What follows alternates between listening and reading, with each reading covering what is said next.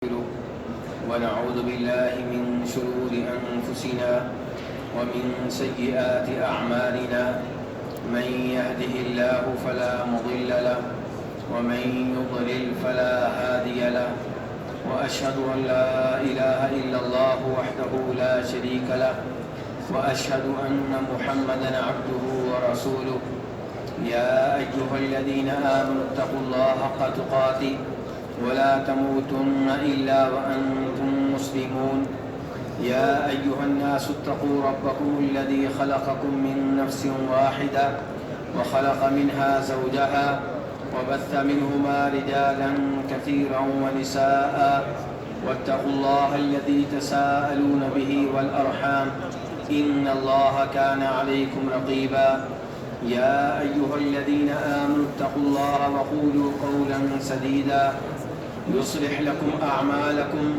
ويغفر لكم ذنوبكم ومن يطع الله ورسوله فقد فاز فوزا عظيما أما بعد فإن خير الحديث كتاب الله وخير الهدي هدي محمد صلى الله عليه وسلم وشر الأمور محدثاتها وكل محدثة بدعة وكل بدعة ضلالة وكل ضلالة في النار۔ ہر قسم کی حمد و ثنا اللہ رب العزت کے لیے، اور درود و سلام و امام الانبیاء جناب محمد صلی اللہ علیہ وسلم کی ذات اقدس پہ۔ خوش نصیب ہیں وہ لوگ جن کو اللہ رب العزت نے حج کرنے کا موقع عنایت فرمایا۔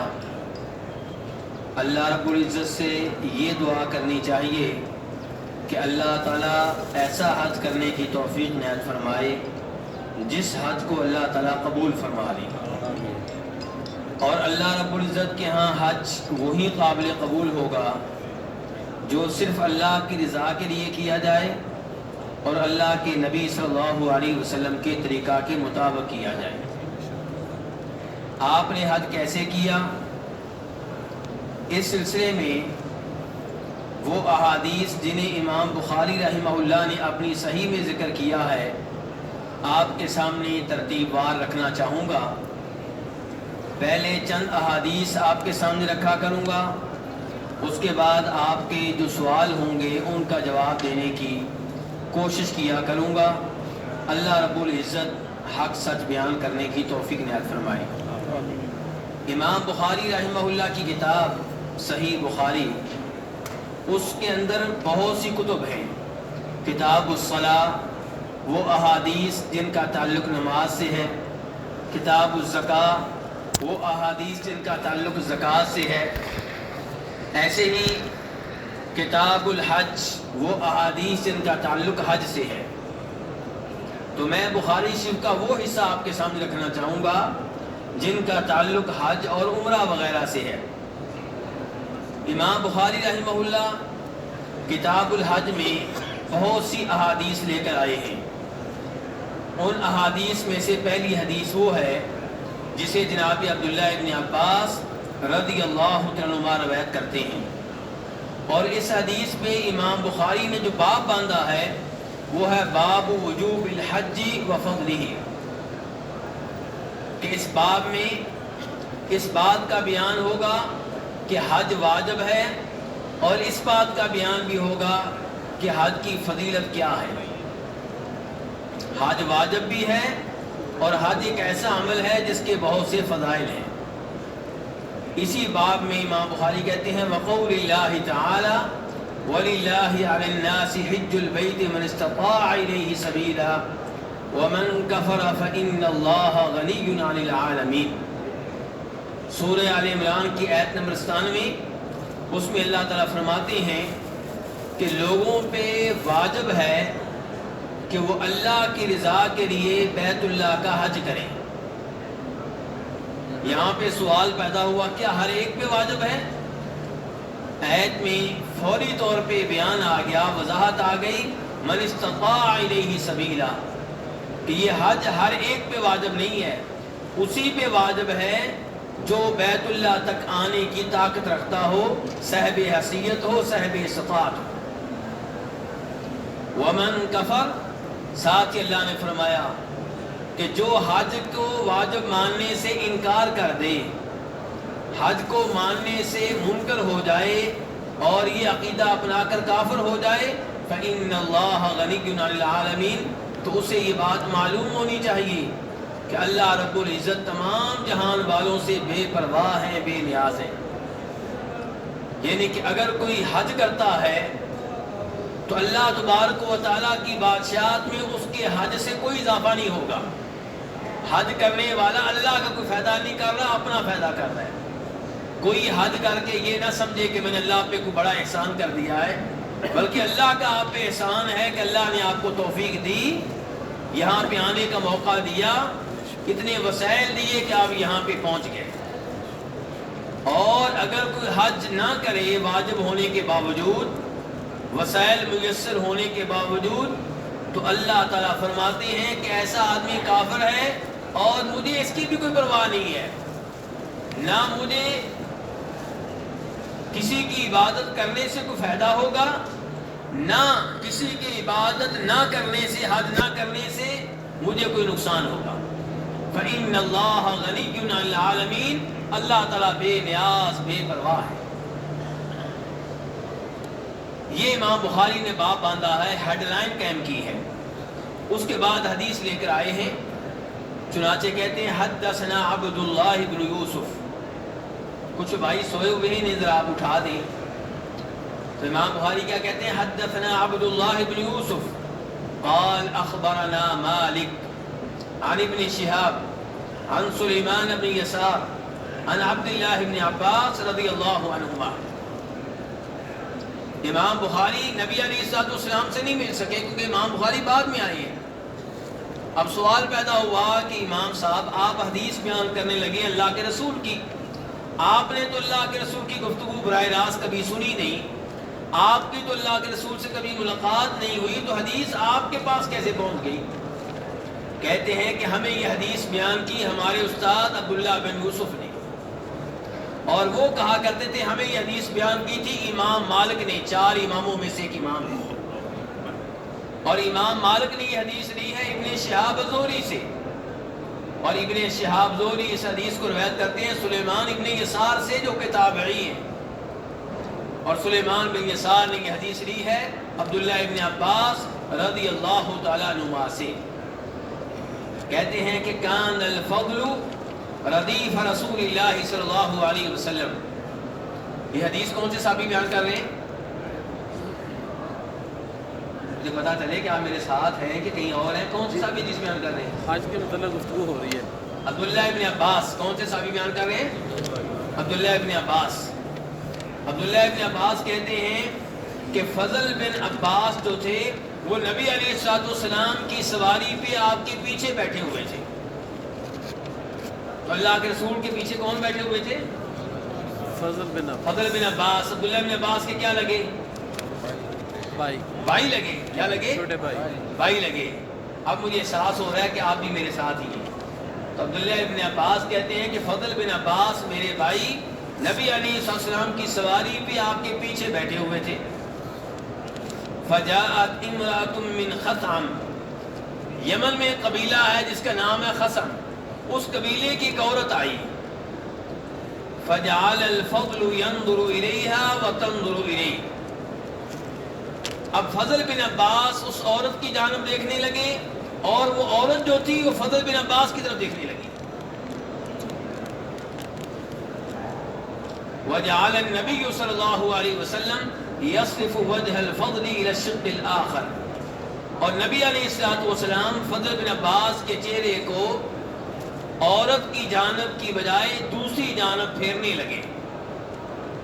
یہ میں ترجمہ بیان کر رہا ہوں، ابھی وضاحت آگے کروں گا اس حدیث کی، فی الحال میں کیا بیان کر رہا ہوں؟ ترجمہ۔ فقالت، تو اس عورت نے کہا، کس عورت نے؟ یمن کی عورت نے، جی قبیلہ یمن کی عورت، قسم قبیلے کی عورت نے کہا یا رسول اللہ، اے اللہ کے رسول۔ اس عورت نے کیا کہا؟ اے اللہ کے رسول، ان فریضۃ اللہ علی عبادہ فی الحج ادرکت ابی شیخا کبیرا، کہ اللہ کا اپنے بندوں پہ حد کے سلسلے میں جو فریضہ ہے اس نے میرے باپ کو اس حالت میں پایا ہے کہ میرا باپ بوڑھا ہے، بڑی عمر کا ہے، لا یثبت علی الراحلہ، سواری پہ ٹک کر بیٹھ نہیں سکتا، افاحج عنہ، کیا اپنے باپ کی طرف سے میں حج کر لوں؟ یہ کون کہہ رہی ہے؟ وہ عورت کہہ رہی ہے۔ قال نعم، آپ نے کہا ہاں تم کر لو۔ عبداللہ بن عباس کہتے ہیں وذالک فی حجۃ الوداع، یہ حجۃ الوداع کا واقعہ ہے، یہ اس حج کا واقعہ ہے جس حج میں نبی علیہ الصلوۃ والسلام نے لوگوں کو الوداع کہا تھا۔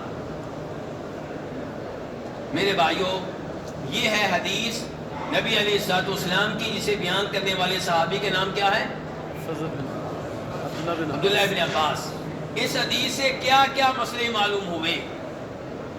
آج آپ کو پتہ چلے گا کہ علماء کرام حدیث سے مسئلے کیسے اخذ کرتے ہیں۔ اس حدیث سے پہلا مسئلہ یہ معلوم ہوا کہ سواری پہ سواری کا مالک اپنے ساتھ ساتھ کسی اور کو بھی بٹھا سکتا ہے اگر جانور 2 آدمیوں کا بوجھ اٹھانے کی طاقت رکھتا ہو تو۔ اونٹنی پہ، گھوڑے پہ، گھوڑی پہ، گدھے پہ، خچر پہ 2 آدمی بھی سوار ہو سکتے ہیں، شرط کیا ہے کہ وہ جانور 2 آدمیوں کا بوجھ برداشت کرنے کی طاقت رکھتا ہو۔ اور اس سے نبی علیہ الصلوۃ والسلام کی تواضع اور عاجزی کا بھی علم ہوتا ہے کہ آپ اپنے ساتھ اپنی سواری پہ دوسروں کو بھی بٹھا لیا کرتے تھے۔ ایسا نہیں تھا کہ آپ سمجھتے ہوں کہ کوئی اس لائق نہیں ہے کہ میری سواری پہ میرے ساتھ بیٹھ سکے۔ اس حدیث سے یہ مسئلہ بھی معلوم ہوا کہ عالم دین کو چاہیے کہ اگر اس کے سامنے کوئی غلط کام ہو رہا ہو تو اس سے روکے۔ فضل بن عباس بطور بشر، بطور انسان اس عورت کی طرف دیکھ رہے ہیں تو نبی علیہ الصلوۃ والسلام نے ان کے چہرے کو دوسری جانب کر دیا ہے۔ اور تیسرے نمبر پہ، کیا اس عورت کا چہرہ ننگا تھا کہ ڈھکا ہوا تھا؟ یہ سوال پیدا ہوتا ہے۔ تو جواب کیا ہے سوال کا؟ بہت سے علماء کرام نے اس حدیث سے یہ سمجھا ہے کہ شاید اس عورت کا چہرہ ننگا تھا، جبکہ اس کی واضح طور پہ کوئی دلیل نہیں ہے۔ اگر کسی عورت نے پردہ کر رکھا ہو، جوان ہو، خوبصورت ہو، پھر بھی لوگ اس کی طرف دیکھتے ہیں ہی نہیں دیکھتے، کیونکہ جسم کا کچھ نہ کچھ حصہ نظر آ رہا ہوتا ہے پردہ کرنے کے باوجود۔ تو فضل بن عباس کا ان کی جانب دیکھنا اس کا مطلب یہ نہیں ہے کہ عورت کا چہرہ ننگا تھا، بلکہ یہاں پہ اس مسئلے کی بھی وضاحت کر دوں کہ عورت کا احرام کیا ہے۔ جو عورت حج کی نیت کرے، عمرے کی نیت کرے، اس کا احرام کیا ہوگا؟ کیوں جی، کس رنگ کا ہوگا؟ جو اس کا لباس ہے۔ آج کل عورتوں نے سفید رنگ کا احرام خریدنا شروع کر دیا ہے اور اس کا رواج تیزی سے پھیلتا چلا جا رہا ہے۔ 10-15 سال گزریں گے تو لوگ سمجھیں گے کہ شاید یہ لباس اللہ کے رسول نے بتایا تھا، جبکہ صحیح بات یہ ہے کہ نبی علیہ الصلوۃ والسلام نے مردوں کی جانب رہنمائی کی ہے کہ 2 چادروں میں وہ احرام باندھیں، لیکن عورتوں کا کوئی مخصوص لباس آپ نے نہیں بتایا۔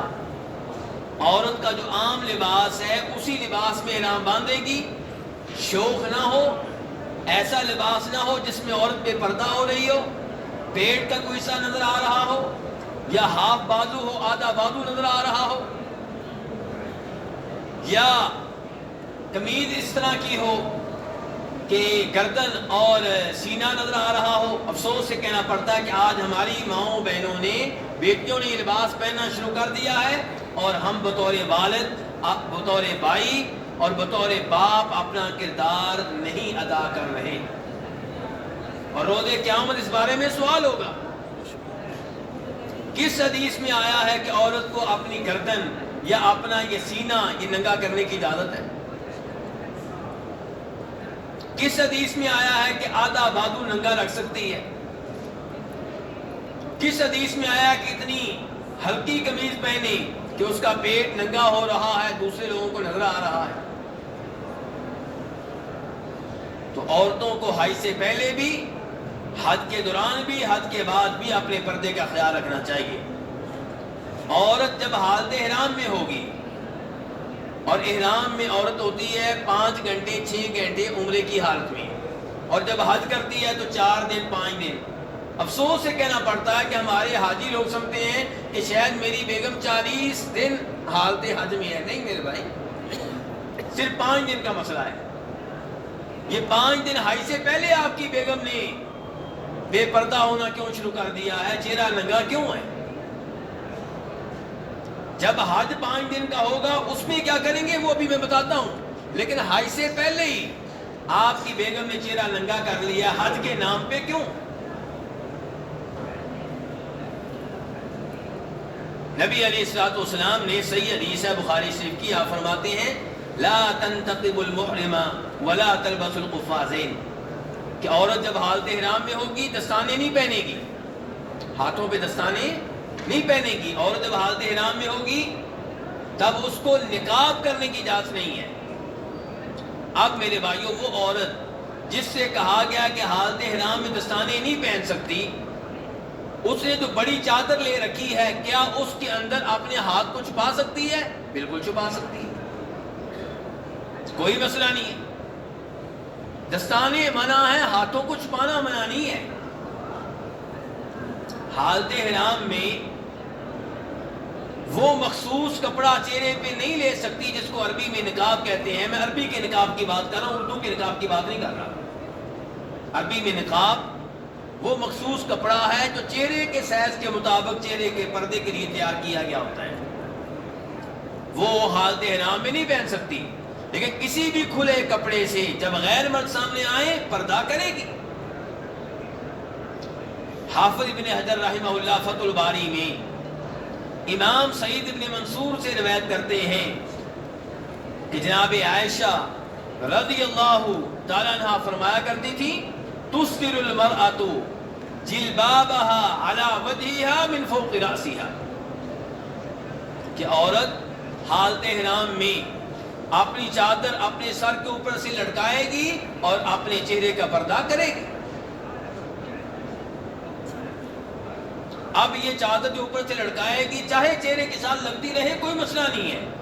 آپ نے دیکھا ہوگا بہت سی عورتیں ایک لمبی سی ٹوپی رکھ لیتی ہیں تاکہ چادر چہرے کے ساتھ نہ لگے، یہ خواہ مخواہ کا تکلف ہے۔ نقاب نہ ہو، وہ کپڑا نہ ہو جو چہرے کے سائز کے مطابق چہرے کے پردے کے لیے تیار کیا گیا ہے۔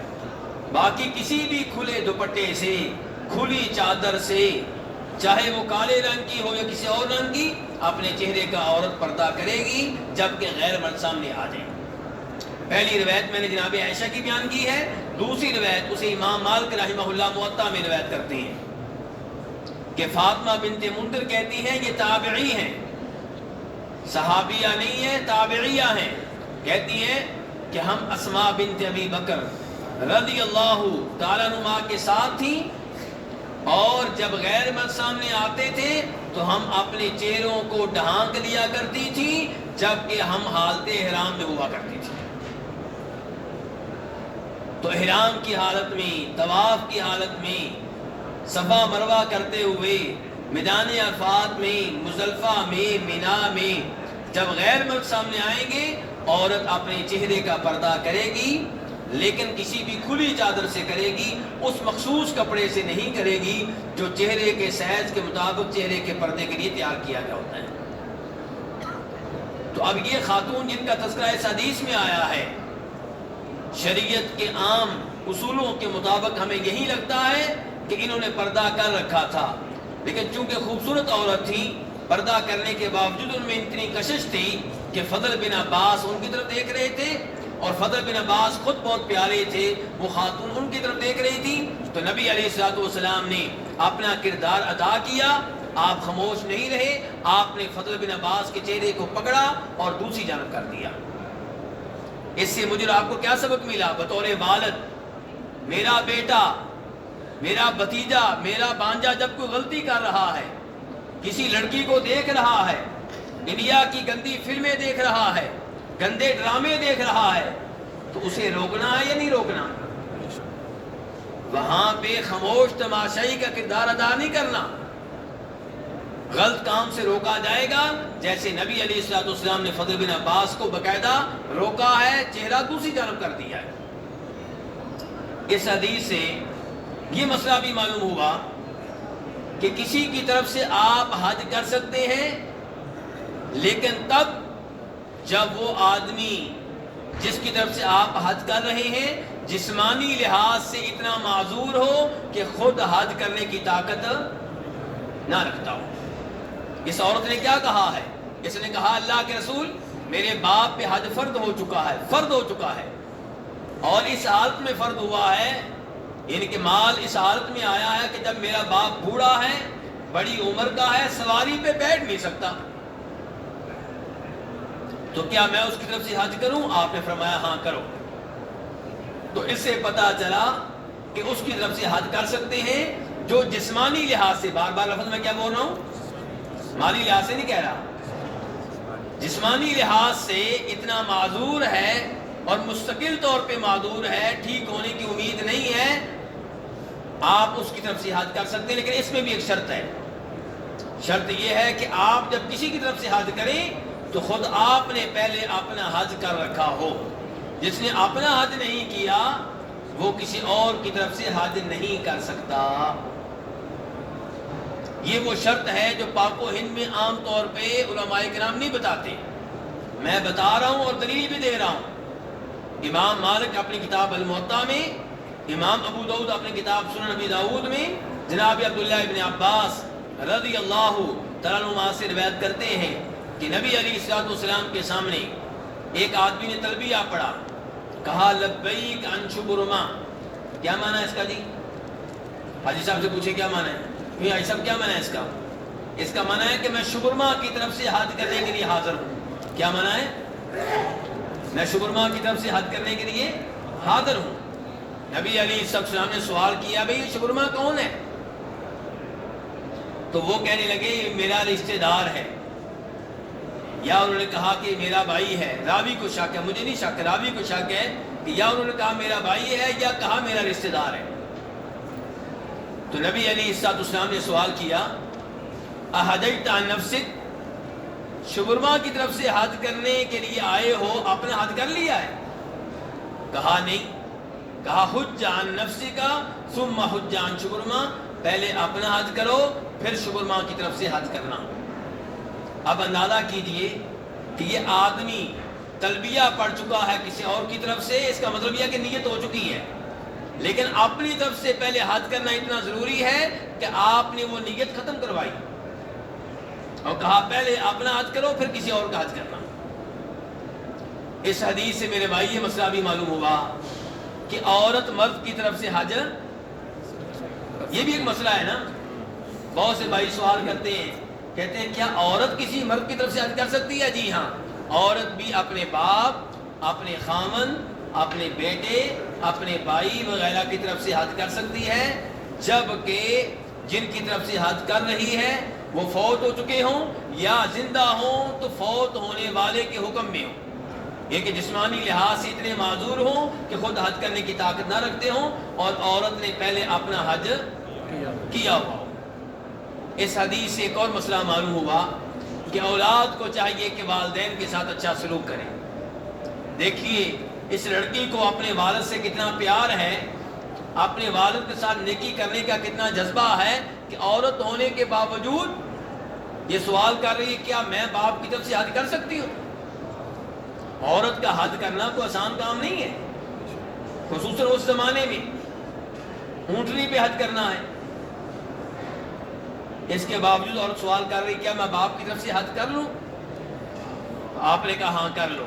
تو اس سے پتا چلا کہ اولاد کو چاہیے والدین کے ساتھ اچھا سلوک کرے، اور اس سے پہلے والدین کو چاہیے کہ اولاد کی اچھی تربیت کرے۔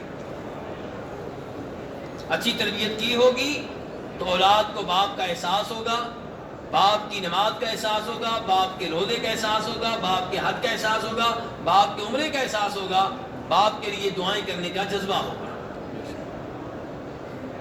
باپ کی نماز کا احساس ہوگا، اس کا کیا مطلب ہے کہ عورت باپ کی طرف سے نماز پڑھے گی؟ نہیں، فکر ہوگی کہ ابا جی کو نماز پڑھانی ہے، ابا جی کو وضو کرانا ہے، ابا جی کو بتانا ہے کہ ٹائم ہو چکا ہے، ابا جی نماز پڑھ لیں۔ یہ ساری چیزیں تب ہوتی ہیں جب آپ اپنی اولاد کو عالم دین بنائیں، جب آپ انہیں قرآن کا حافظ بنائیں، جب آپ انہیں دین کا داعی بنائیں۔ اگر آپ نے اپنی ساری اولاد کو دنیا پہ لگا دیا تو آپ کی اولاد کی دنیا سنور جائے گی، لیکن آپ کی آخرت شاید خطرے میں پڑ جائے، شاید، ضروری نہیں۔ ہو سکتا ہے یہ اولاد جس کو آپ نے دنیا پہ لگا دیا ہے وہ آپ کے فوت ہونے کے بعد آپ کے لیے دعا نہ کر سکے۔ جب نماز نہیں پڑھے گی دعا کیا کرے گی؟ جب نماز پڑھنے کا طریقہ نہیں آتا ہوگا آپ کے لیے دعا کیا کریں گے، نماز کیا پڑھیں گے؟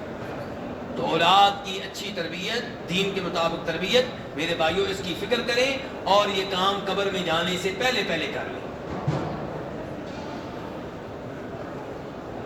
اس کے بعد میرے بھائی امام بخاری باب مانتے ہیں۔ اب ایک دو حدیثیں اور بیان کروں گا، پھر آپ کے سوالوں کی طرف آؤں گا۔ جس بھائی کا سوال ہو لکھ کر تیار رکھے، بلکہ بھیج دے میری طرف۔ جس بھائی کا سوال ہو وہ لکھ کر بھیج دے۔ یہ درس انشاءاللہ روزانہ عصر کے بعد بھی ہوا کرے گا اسی جگہ، اور فجر کے بعد یہ ہوا کرے گا گیٹ نمبر 19 کے پاس، ادھر اس سائڈ پہ جدھر میرا ہاتھ جا رہا ہے، پیچھے گیٹ نمبر 19 کے پاس فجر کے بعد بھی یہ درس ہوا کرے گا انشاءاللہ۔ یہ سوال، یہ اس کے بعد امام بخاری باب باندھتے ہیں، باب قول اللہ تعالی یأتوک رجالا وعلی کل ضامر یأتین من کل فج عمیق لیشہدوا منافع لہم۔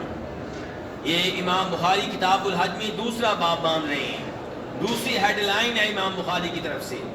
کہتے ہیں اس ہیڈ لائن میں، اس باب میں، کہ اللہ تعالیٰ فرماتے ہیں ابراہیم علیہ السلام سے، اس آیت میں جس آیت میں اللہ تعالیٰ نے بیان کیا کہ ہم نے ابراہیم کو حکم دیا کہ ابراہیم لوگوں میں حج کا اعلان کر دو۔ ابراہیم لوگوں میں کیا کر دو؟ حج کا اعلان کر دو۔ پھر کیا ہوگا؟ یأتوک رجالا، لوگ حج کے لیے آپ کے پاس آئیں گے۔ کچھ لوگ پیدل آئیں گے اور کئی لوگ ایسی سواریوں پہ آئیں گے جو سفر کی وجہ سے اور خوراک کی کمی کی وجہ سے لاغر و کمزور ہو چکی ہوں گی۔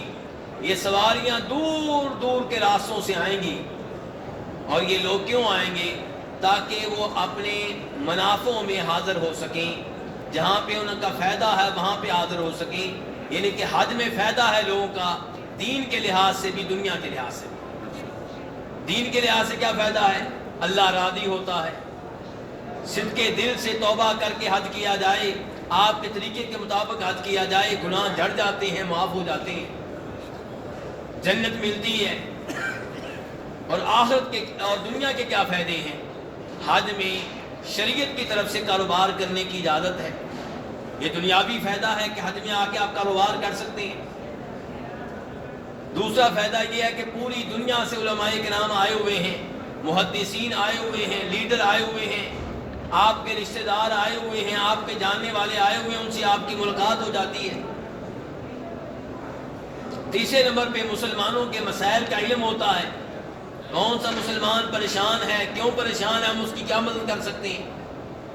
تو اس قسم کے بہت سے منافع فوائد ہیں جو حج سے حاصل ہوتے ہیں۔ اس کے بعد امام بخاری کہتے ہیں فجاجہ الطرق الواسعہ، جو آیت ابھی میں نے پڑھی تھی امام بخاری جسے لے کر آئے ہیں، اس آیت میں ایک لفظ آیا فج۔ اب فج کا معنی کیا ہے؟ امام بخاری کہتے ہیں ایک اور آیت میں آیا فجاجہ، فجاجہ فج کی جمع ہے، اور کہتے ہیں معنی ہے طرق الواسعہ، کشادہ راستے، وسیع راستے۔ امام بخاری نے ساتھ ساتھ قرآن پاک کی تھوڑی سی تفسیر بھی کر دی ہے۔ اس کے بعد امام بخاری حدیث لے کر آتے ہیں، کہتے ہیں حدثنا احمد بن عیسیٰ، کہ ہمیں یہ حدیث بیان کی ہے ابو عبداللہ المصری نے، احمد بن عیسیٰ نے، اور وہ کہا کرتے تھے ہمیں حدیث بیان کی ہے ابن وہب نے، عبداللہ بن وہب مصری، امام مالک رحمہ اللہ کے مشہور و معروف شاگرد، محدث بھی ہیں، فقیہ بھی ہیں، اور انہوں نے حدیث لی تھی عن یونس بن یزید الایلی سے، یہ ابن شہاب کے بڑے ممتاز شاگرد ہیں، اور انہوں نے حدیث لی تھی ابن شہاب الزہری سے، مشہور و معروف حدیث کے امام ہیں، اور ابن شہاب کہتے ہیں کہ سالم بن عبداللہ بن عمر نے ان کو بتایا کہ عبداللہ بن عمر نے کہا رأیت رسول اللہ صلی اللہ علیہ وسلم یرکب راحلتہ بذی الحلیفہ ثم یحل حین تستوی بہ قائما، کہ میں نے نبی علیہ السلام کو دیکھا. یہ کون کہہ رہے ہیں؟ اب پتہ چلے گا میرے ساتھ تھے کہ نہیں تھے. عبداللہ بن عمر کہہ رہے ہیں. کون کہہ رہے ہیں؟ عبداللہ بن عمر. یہ حدیث بیان کرنے والے صحابی کا نام کیا ہے؟ جناب عمر فاروق کے صاحبزادے عبداللہ بن عمر، باپ بھی صحابی بیٹا بھی صحابی. عبداللہ بن عمر کہتے ہیں میں نے نبی علیہ السلام کو دیکھا کہ آپ ذی الحلیفہ میں اپنی سواری پہ سوار ہو رہے تھے، اپنی اونٹنی پہ سوار ہو رہے تھے. کہاں؟ ذی الحلیفہ میں. ثم یحلو، پھر آپ اونچی آواز سے تلبیہ پڑھتے. حین تستوی بہ قائمۃ، جب آپ کی سواری آپ کو لے کے کھڑی ہو جاتی. اس حدیث سے امام بخاری کیا مسئلہ اخذ کرنا چاہتے ہیں؟ امام بخاری یہ پیغام دینا چاہتے ہیں کہ جیسے حج آپ پیدل کر سکتے ہیں، ایسے ہی حج آپ سواری پہ بیٹھ کے بھی کر سکتے ہیں. نبی علیہ السلام نے حج پیدل کیا ہے کہ سواری پہ بیٹھ کے؟ سواری پہ بیٹھ کے کیا ہے. تو سوار ہو کے حج کیا جا سکتا ہے، سوار ہو کر طواف کیا جا سکتا ہے، سوار ہو کر آپ مینا سواری پہ جا سکتے ہیں. مینا سے عرفات، عرفات سے مزدلفہ، مزدلفہ سے مینا، مینا سے بیت اللہ، بیت اللہ سے پھر مینا. آپ یہ سارے کام اپنی کار پہ، اپنی گاڑی پہ کر سکتے ہیں. نبی علیہ السلام نے اپنے زمانے کی سواری کے اوپر یہ کام کیا ہے، اور ہم یہی کام اپنے زمانے کی سواری کے اوپر کریں گے. اور ایت میں بھی یہی کچھ آیا ہے. جب اللہ تعالیٰ کہہ رہے ہیں ابراہیم آپ لوگوں میں حج کا اعلان کر دیں، تو لوگ آئیں گے حج کے لیے. کئی لوگ پیدل آئیں گے اور کئی لوگ سواریوں پہ سوار ہو کے آئیں گے. اس سے بھی پتہ چلا کہ حج پیدل بھی ہو سکتا ہے اور سواریوں پہ بیٹھ کے بھی حج کیا جا سکتا ہے. اور یہ بھی پتہ چلا کہ نبی علیہ السلام نے کس میقات سے نیت کی تھی؟ ذی الحلیفہ سے، مدینہ کے میقات سے. اور یہ بھی پتہ چلا کہ تلبیہ آپ آہستہ آواز سے پڑھتے تھے کہ اونچی آواز سے؟ اونچی آواز سے پڑھتے تھے. اور یہ بھی پتہ چلا کہ جب آپ نے تلبیہ پڑھا ہے تو کب پڑھا ہے؟ آپ نے نماز کے بعد، سواری پہ بیٹھنے کے بعد، جب سواری کھڑی ہو گئی ہے تب آپ نے تلبیہ پڑھا ہے. اس کے بعد ایک اور حدیث، اور پھر میں آپ کے سوالوں کی جانب آ رہا ہوں. امام بخاری کہتے ہیں اس حدیث کے بارے میں کہ ہمیں یہ حدیث بیان کی ہے ابراہیم بن موسیٰ نے. اچھا اب دیکھیے، آپ ہر حدیث بیان کرنے سے پہلے امام بخاری بتاتے ہیں کہ یہ حدیث مجھے کیسے ملی. یہ جو میں لوگوں کے نام پڑھ رہا ہوں جن کو راوی کہتے ہیں، یہ میں کیوں پڑھ رہا ہوں؟ آپ کی معلومات میں اضافہ